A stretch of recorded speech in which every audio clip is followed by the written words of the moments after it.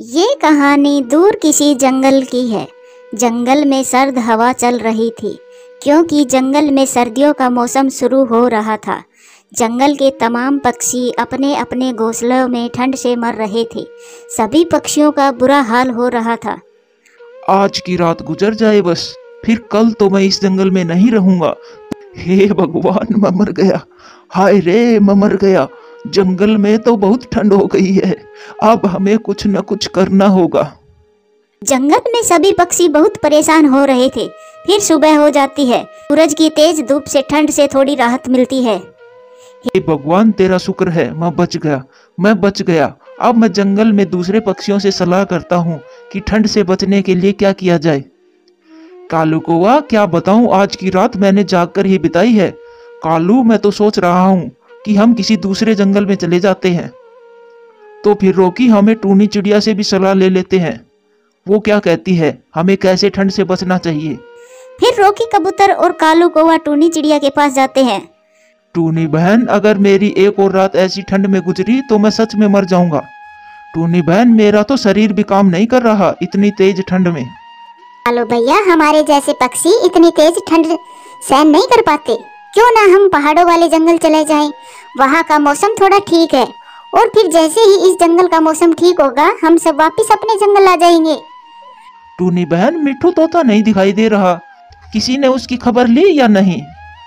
यार रोकी, कहीं ऐसा तो नहीं कि मिट्ठू ठंड से मर गया हो। मैंने भी नहीं देखा उसे। वो सब ऐसे मिट्ठू की बातें कर ही रहे थे कि मिट्ठू तोता भी आ जाता है। दोस्तों, बहुत ठंड थी आज की रात। सारी रात मैं सो नहीं पाया। अब जाकर थोड़ी देर आंख लगी थी। दोस्तों, तुम सब तैयार हो पहाड़ों वाले जंगल में जाने के लिए? तो फिर चलो सफर शुरू करें। ऐसे बात करके वक्त जाया ना करें। चलो चलो, सब चलो। यहाँ रहकर मरने से अच्छा है कि हम अपना सफर शुरू करें। फिर वो सब मिलकर अपना सफर शुरू करते हैं। वो थोड़ी दूर अपने जंगल से बाहर एक जगह पर आराम करने रुकते हैं। दोस्तों, अब हम थोड़ी देर यहाँ आराम करते हैं और यहीं आसपास भोजन ढूंढकर खा लेते हैं। सभी अपना अपना भोजन लेकर इसी जगह आ जाना, फिर हम सब साथ में बैठकर ही खाना खाएंगे। रोकी यार, ये बात तुमने सही कही। हम सब मिलकर खाना खाएंगे साथ में बैठकर। खाना खाने में मजा ही कुछ और है। हम सब साथ ही रहेंगे और भोजन भी साथ ही करेंगे। फिर वो सब भोजन की खोज में निकलते हैं। मिट्ठू तोता इधर उधर उड़ता है, लेकिन उसे कहीं भी भोजन दिखाई नहीं देता। रोकी कबूतर को पास में ही कुछ दाने मिल जाते हैं। टूनी चिड़िया भी भोजन की खोज कर रही थी। उधर कालू कौवा को भी कुछ दाने मिल जाते हैं। अब इस भोजन से मैं अपना पेट भरूं या अपने दोस्तों का? मैं ऐसा करता हूँ, मैं अपना ही पेट भर लेता हूँ। जिंदा रहा तो फिर दोस्तों की भी मदद कर दूंगा। फिर कालू कौवा ऐसा सोचकर पेट भर कर खाना खाता है और वापिस अपने दोस्तों के पास पहुंच जाता है। दोस्तों, मुझे तो कुछ भी नहीं मिला खाने को। और मुझे भी कुछ नहीं मिला। तुम सब चिंता ना करो, मुझे ये कुछ दाने मिले हैं, हम सब बांट कर खा लेते हैं। कालू, तुझे कुछ मिला खाने को या नहीं? कालू कौवा तो अपने पेट पूजा कर चुका था, परंतु वो अपने दोस्तों के सामने भूखा होने का नाटक करता है। नहीं, मैंने बहुत कोशिश की, लेकिन मुझे कहीं भी भोजन नहीं मिला। फिर रोकी कबूतर अपने सभी दोस्तों को दाने बांट कर दे देता है। कुछ देर आराम कर लेने और भोजन खा लेने के बाद वो सब फिर से अपनी उड़ान भरते हैं। वो थक जाते हैं, लेकिन उनको अपने मुकाम तक पहुंचना था। रात हो जाती है। वो चारों दोस्त फिर से रात गुजारने के लिए रुकते हैं। दोस्तों, हम सब के लिए यही अच्छा है कि हम आज की रात यहीं गुजार लें। मुझे ये जगह सुरक्षित लग रही है।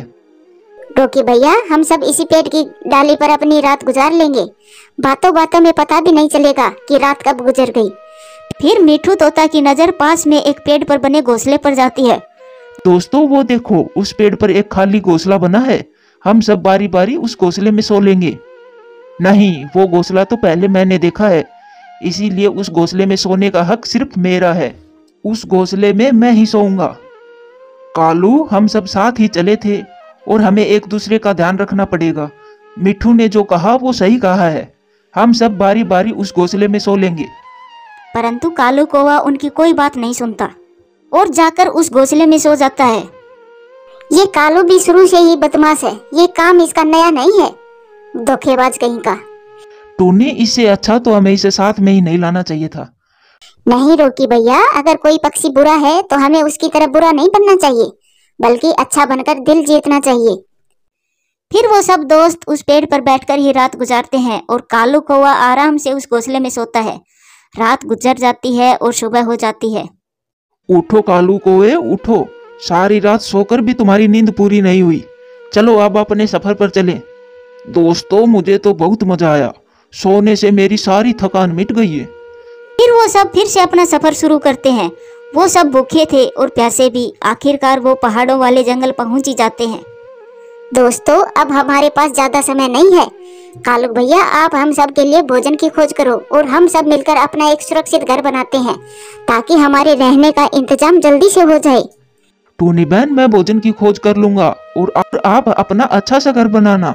यहाँ का मौसम भी बहुत अच्छा है, आज रात सोने में बहुत मजा आएगा। टूनी चिड़िया और मिठू तोता घर बनाने के लिए सूखी लकड़ियां इकट्ठी करते हैं और रॉकी भी सूखी घास ढूंढ लाता है। और उधर कालू कौवा जैसे ही थोड़ी दूर जाता है उसे एक पेड़ पर एक छोटा सा घर नजर आता है। कालू कौवा उस घर के पास जाता है। अरे वाह कालू, तुम्हारी तो किस्मत ही अच्छी है, मुझे तो बना बनाया ही घर मिल गया। अब मैं अपना भोजन खाऊंगा और रात को इसी घर में सो जाऊंगा। मुझे क्या जरूरत है दूसरों के लिए भोजन लेकर जाने की। ऐसे ही शाम हो जाती है। मिठू, रॉकी और टूनी अपने लिए एक सुंदर सा घर बना लेते हैं। कालू कौवा अभी तक भोजन लेकर नहीं आया था।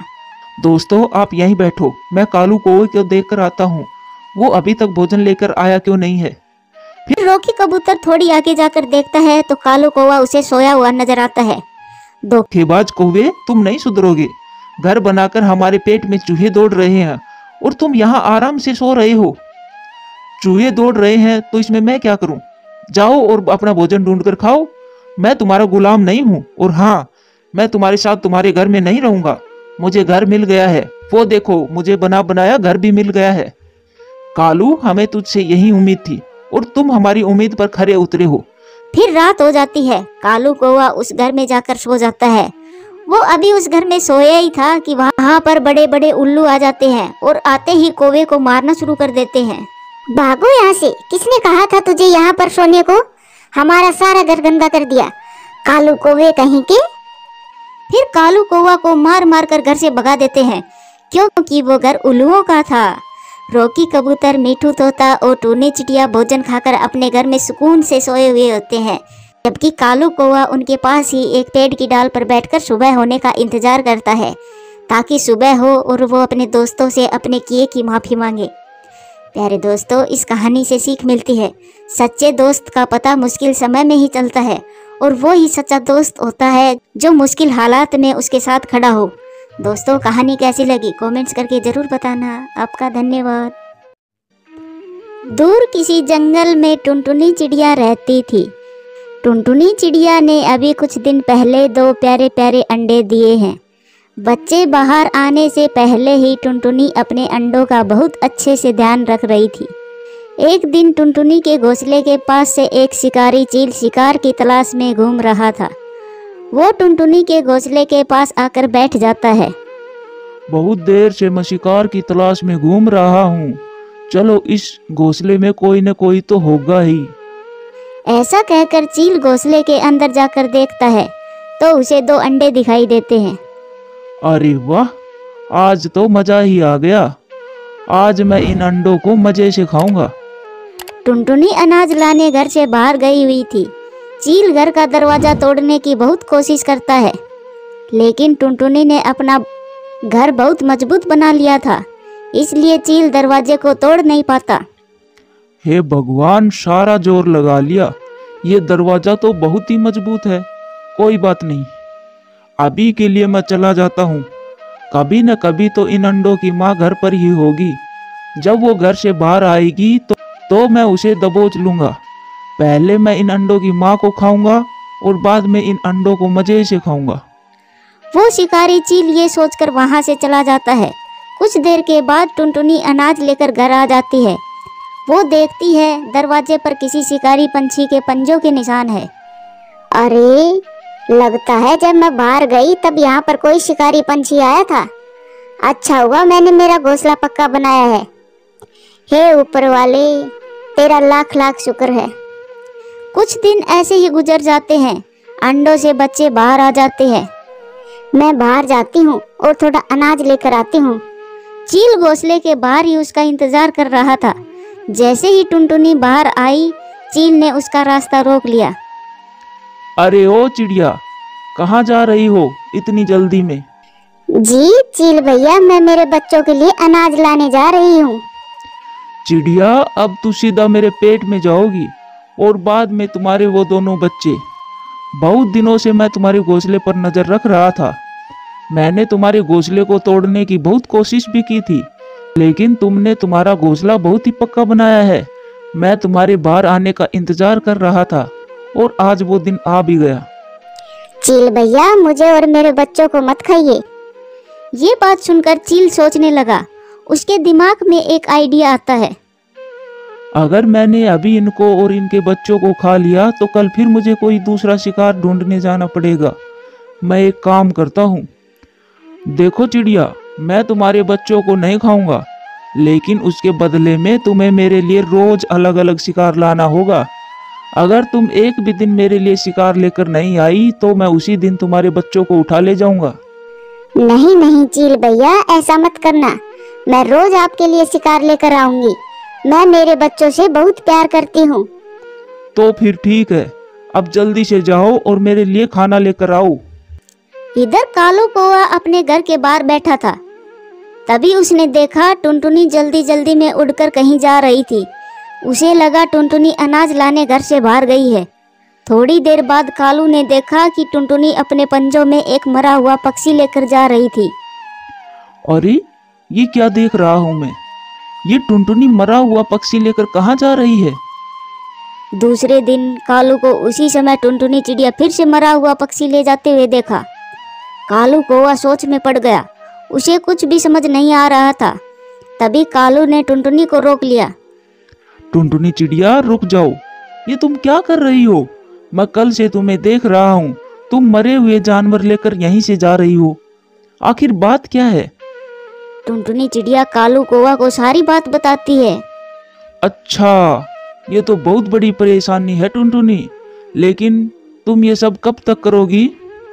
क्या करूँ कालू भैया, मुझे मेरे बच्चे बड़े होने तक ये करना होगा। अब मैं चलती हूँ। वो शिकारी चील मेरे घोंसले के ऊपर बैठा है। अगर मैं समय पर नहीं गई तो वो मेरे बच्चों को खा जाएगा।